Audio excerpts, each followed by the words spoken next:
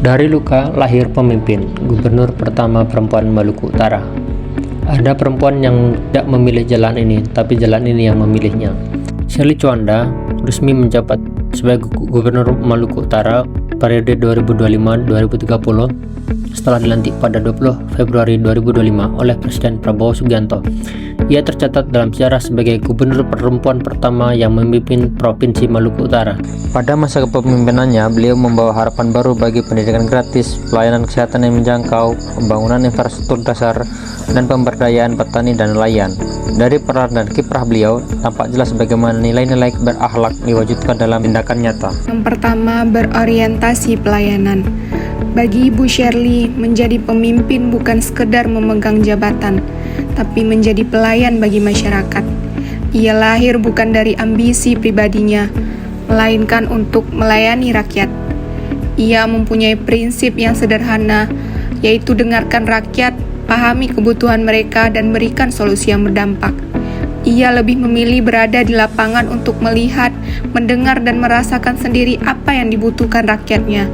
Pendidikan, kesehatan, infrastruktur, dan pemberdayaan bukan hanya program kerja nyata, tapi wujud nyata dari kepemimpinan yang berorientasi pelayanan. Karena baginya, menjadi pemimpin adalah tentang melayani, bukan dilayani. 2. Akuntabel.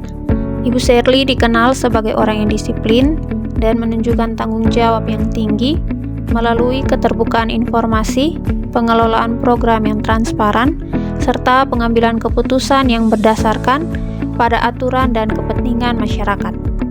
Komitmen beliau dalam mengevaluasi kinerja serta menerima masukan menjadi bukti bahwa setiap kebijakan dapat dipertanggungjawabkan secara profesional dan moral. Karena bagi beliau, menjadi gubernur Maluku Utara merupakan amanah yang harus dipertanggungjawabkan. Nilai kompeten dibuktikan oleh Ibu Shirley Tjuanda melalui penguasaan tugas yang mendalam. Beliau mampu memetakan 17 tuntutan mahasiswa secara detail dan membedakan kewenangan daerah dengan pusat secara tepat. Profesionalisme beliau terlihat dari kemampuan mediasi yang solutif. Dengan pendekatan dialogis, beliau meredakan ketegangan massa sambil memberikan edukasi mengenai dampak ekonomi aksi bagi warga sekitar. Menjalankan tugas dengan kualitas terbaik, Ibu Shirley memastikan setiap aspirasi terdokumentasi untuk ditindaklanjuti. Inilah wujud nyata kompetensi dalam kepemimpinan yang responsif dan tuntas. Yang keempat, harmonis. Dalam kesehariannya sebagai gubernur Maluku Utara, Ibu Shirley selalu merangkul semua golongan masyarakat tanpa membedakan latar belakang agama dan suku. Beliau selalu mengedepankan kebersamaan, menghapus penghalang antara pemerintah dengan masyarakat untuk menciptakan lingkungan yang rukun dan harmonis. Karena ia yakin keharmonisan adalah fondasi utama untuk mendukung keberlanjutan. Menjaga komitmen. Memastikan setiap pekerjaan sesuai standar adalah janji kita pada negara.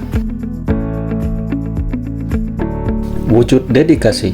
Melayani bukan soal dokumentasi foto, tapi hadir sebagai solusi bagi masyarakat.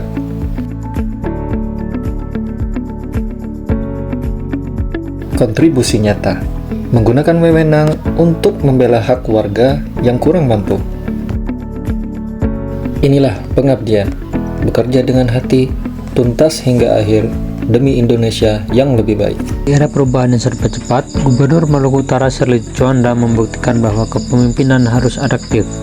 Alih-alih menunggu laporan birokrasi yang lamban, ia berinovasi menggunakan Google Form agar warga bisa melapor infrastruktur rusak secara instan. Inilah nilai adaptif.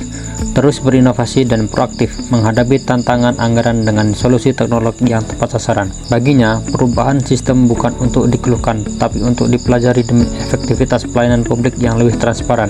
Shirley Tjuanda bergerak cepat, beradaptasi hebat untuk Maluku Utara yang lebih bermartabat, berakhlak, bangga melayani bangsa. 7. Kolaboratif. Ibu Shirley menyadari bahwa untuk membangun Maluku Utara yang lebih baik, ia tidak dapat bekerja sendiri.